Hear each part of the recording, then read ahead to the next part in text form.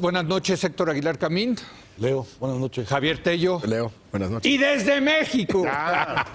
Con gritito y todo. Con gritito. Ya. Y no les voy a seguir enseñando malas mañas a los estudiantes mexicanos que van a Nueva York.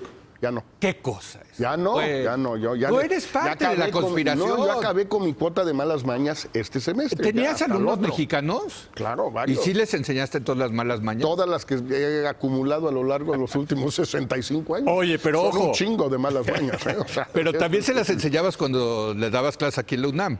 menos porque no me contaminaba tanto de las malas mañas que hay allá. Bueno, vamos a empezar en este día a discutir, a debatir un breve análisis del presupuesto de egresos que entregó el gobierno de Andrés Manuel López Obrador a la Cámara de Diputados.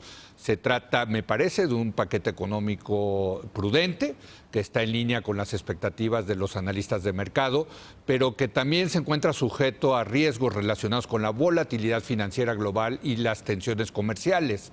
La Secretaría de Hacienda ubicó el crecimiento de la economía el próximo año en 2%. El precio de la mezcla mexicana de petróleo de exportación fue ubicado en $55 por barril. La plataforma de producción de crudo en 1.847.000 barriles de petróleo diarios. Y la plataforma de exportación de petróleo para el siguiente año fue ubicada en 1.016.000 barriles diarios. El documento prevé un tipo de cambio promedio en 2019 de 20 pesos por dólar. Los criterios generales de política económica consideran que, que el año que entra va a haber una inflación de alrededor de 3.4% en 2019. Tasa de interés también en 2019.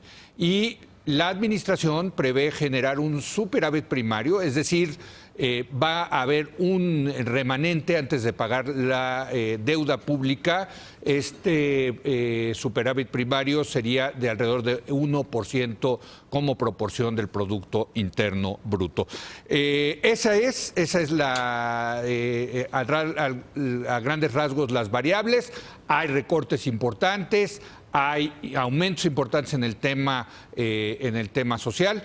Y yo creo que comenzaría destacando que la 4T, la Cuarta Transformación, está pues aceptando la mediocridad de la economía mexicana. Es decir, no vamos a dar ese salto cuántico, Jorge, que prometió López Obrador de un crecimiento del 2% a un 4%. Y qué bueno, porque pues la verdad es que los números no dan para eso. Bueno, a reserva... Digo, qué bueno que lo admitan. Bueno, qué malo que no se pueda dar. Lo ¿no? contrario hubiera sido un desastre. Sí. Ahora, habrá que ver también cuando terminen de revisar todo esto, los que se dedican a eso, los analistas de las corredurías, los periodistas o editorialistas económicos de México y de Estados Unidos y otras más, a dónde quedaron las demás ambiciones de la 4T. Íbamos tratando de sacar cuentas, pero pues digo, no nos dedicamos a eso, ¿no? Pero aparentemente lo que hay de nuevo en programas nuevos o sociales o de infraestructura o de lo que sea, son como 250,000 millones de pesos. Sí. No son los 500,000. Es correcto. Qué bueno que no sean los 500,000 porque no había de dónde sacarlos, si es que esto es cierto. Pero resulta que, pues bueno, un incremento de 250,000 millones de pesos como gran proyecto transformador, pues no está. O sea, es una cantidad bastante pequeña. Y aún esa no estoy tan seguro que efectivamente se pueda gastar, porque todo esto, sabemos que el primer año en México siempre se gasta un poco menos porque no saben gastar. Ni estos, ni Videgaray, ni Gil, ni ninguno de ellos. O sea, no es un tema... Bueno, ese es un primer elemento. Y luego hay algunas ausencias que no se terminan de entender, o yo por lo menos no entiendo. La que más vi subrayada en los medios hoy en la mañana es lo del IVA y el ISR en la frontera norte. Queda muy generalote. O bien no está, o bien está en 40,000 millones. Sí. Pero todos los cálculos que se habían hecho antes eran de alrededor de 120. Entonces no está claro. El impacto. El impacto, la merma, por bajar. Digamos, la caída de ingresos en totales por concepto de reducir el IVA y el ISR en la frontera como de 120. Sí. O sea, ahí hay 80,000 millones que faltan, no sé a dónde estén.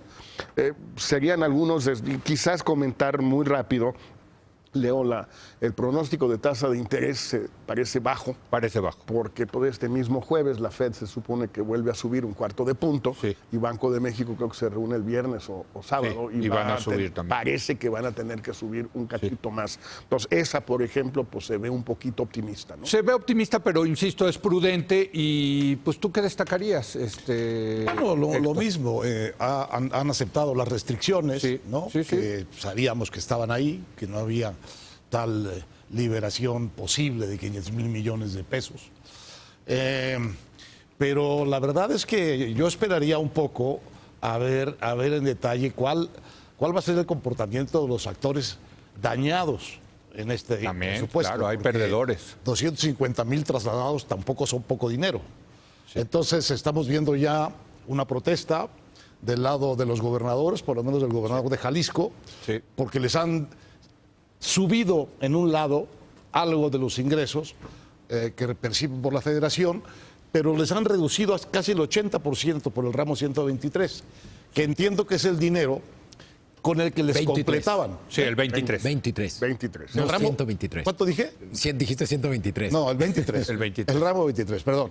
Entiendo que ese es el dinero que les dan después para proyectos especiales Sí. y que son, digamos, ampliaciones al presupuesto originalmente. Que llegaron a ser hasta de 300,000 millones de pesos. Entonces, es un recorte muy importante. Luego, hay un recorte también muy importante a las universidades. Sí. Y yo creo que es un sector muy sensible que va a tener también ciertas consecuencias. Ya hay un desplegado hoy de la UNAM. Nos falta todo el proceso de malestar y de despidos que van a producirse pues, por la austeridad de los empleados de confianza, y empieza, digamos, la ola pues, de eso, de los despidos y el desempleo que produce esta austeridad. Y después hay una cierta preocupación, a mí me parece, porque de todos los planes de infraestructura que pensó o propuso el gobierno, realmente tomó el más malo, tomó el menos productivo, el Tren Maya, el más, ¿cómo te diría? El más demagógico, diría yo. Folclórico. Folclórico, demagógico, Ahí está, Javier. Ya tienen el permiso en la madre tierra. improductivo. Y probablemente, Ya tienen, sí, y importante. probablemente violador de todos los protocolos ambientales que están vigentes en la República. Que es hacer ese Tren Maya implicaría un estudio, hubiera implicado un estudio de impacto ambiental que no se ha hecho y que está, digamos, posponiéndose. Entonces, la primera gran obra que se hace pasando por encima de las normas. Me parece que no es un buen mensaje. Hay un gran ganador también en el presupuesto y es Pemex. Sí hay una apuesta muy clara a fortalecer a la empresa Petróleos Mexicanos. Por los números que vi, estamos hablando entre 60 y 80,000 millones de pesos para inversiones, para recuperar la plataforma de producción de petróleo y este proyecto, otro proyecto importante, que es el de la refinería de Dos Bocas, Tabasco, que por cierto, ya empezó y tampoco tiene los permisos. Y tampoco tiene los También tampoco tiene los permisos. Pero sí es un gran ganador Pemex. O la visión de Pemex, lo que digamos, está ahí, en lo- ¿no? Javier. aparentemente. Sí, no, lo que decías, Leo, yo sí veo en el presupuesto presentado, pues lo que habían dicho que iban a presentar. Austero, cauteloso, Sí. Nunca prometieron nada más. Creo que también claramente lo que sí habla es de una reasignación de recursos Sí. radical. Sí. Podrá ser mediocre, tú usaste la palabra No, mediocre el o austero. crecimiento. El crecimiento. No, yo, austero. para que quede claro, yo dije igual de mediocre que los neoliberales a los cuales Sí. criticaron muchísimo. Bueno, pues la 4T está empezando con el mismo crecimiento mediocre. Sí, digo, la apuesta no era crecer, según yo, al 4 el primer año de gobierno, pero no creo que hayan dicho eso. Sí lo dijeron. El primer año de gobierno a 4, no. Bueno, lo dijo López Obrador en tercer grado. En fin, creo que han sido muy cautelosos en cuanto a crecimiento, a diferencia, en efecto, de los últimos 3 presidentes. Pero lo que yo sí veo es lo que también prometieron, que era una revisión del presupuesto para reasignar recursos. Cancelaron un chorro de programas que según ellos no daban resultados por múltiples razones. En fin, eso sí lo hicieron a fondo, igual lo hicieron a machetazos y no con bisturí, pero lo hicieron de una manera que no habíamos visto en México en muchísimo tiempo. Sí. Veremos si les da resultados, ¿no? Yo la otra cosa que resaltaría es lo que ya había dicho Jorge, que es la parte externa. Y no es un tema de López Obrador ni de México, sino es un tema global.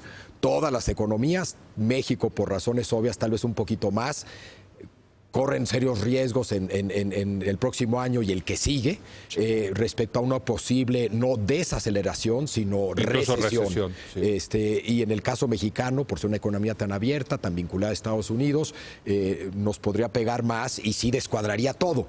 Y ahí la pregunta es cómo reaccionan si eso sucede, qué recortan, qué no recortan, etcétera. Y yo también quizás subrayaría en el tema de seguridad, que es muy importante, que también se ve reflejado en el presupuesto, la apuesta policíaca.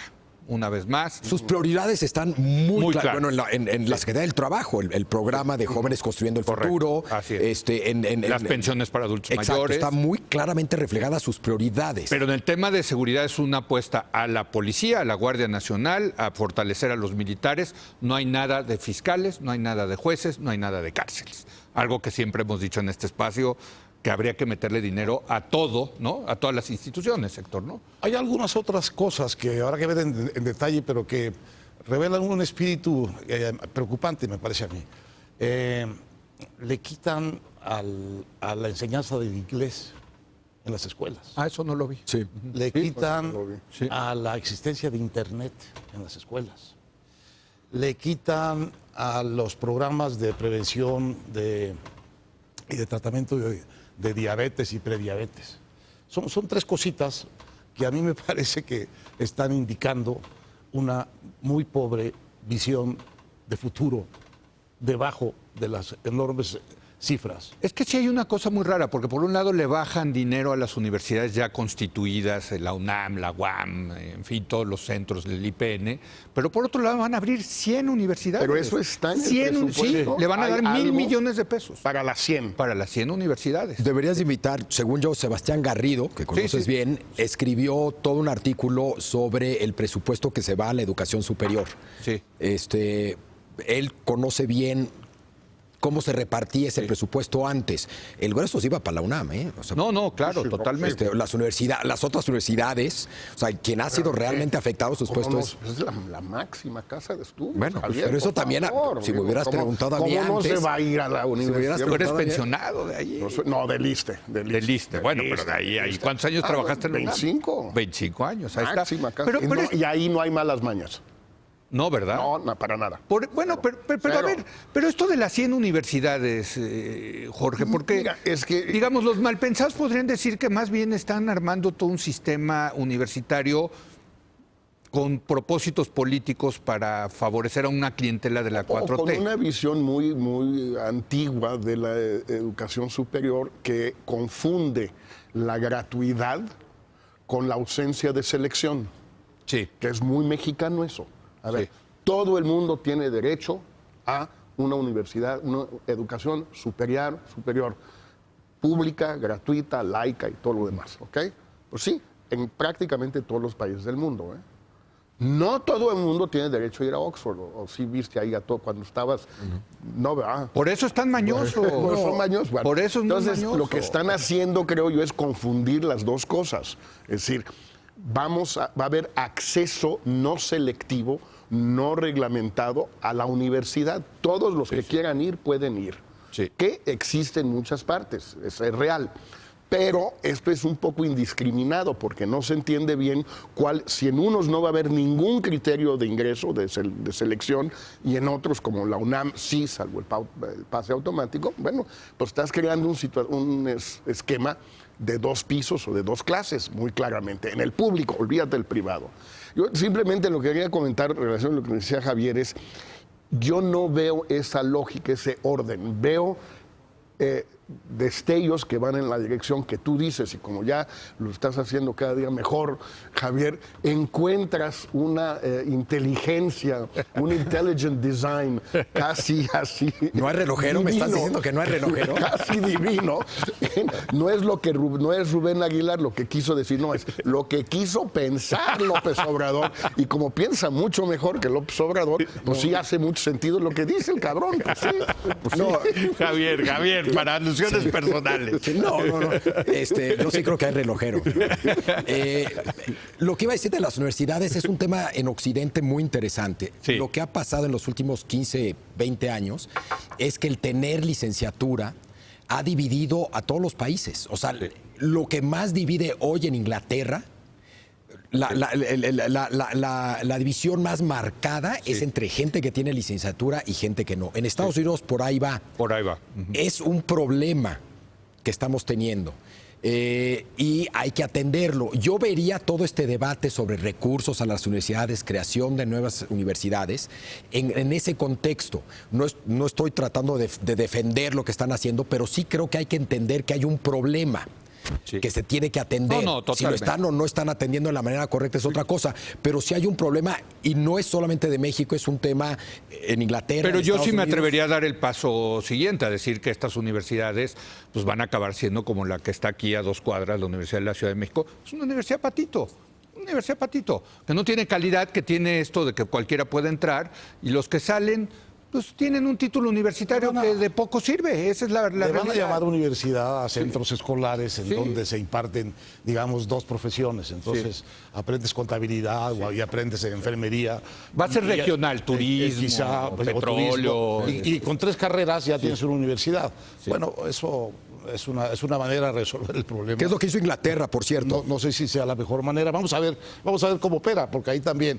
Lo que sí es seguro es que si no hay exigencia y evaluación, palabra prohibida para este gobierno, no hay enseñanza. Eso sí. Bueno, vamos a una breve pausa. Desde luego aquí vamos a continuar analizando el presupuesto. Mañana esperamos tener al subsecretario Arturo Herrera explicando los detalles de este presupuesto. Por lo pronto vamos a hacer una pausa y vamos a regresar, como le prometimos, a debatir el tema de lo que no hay que hacer en gobiernos de izquierda en América Latina, de acuerdo a la publicación en Nexos de este mes. Regresamos en un momento más.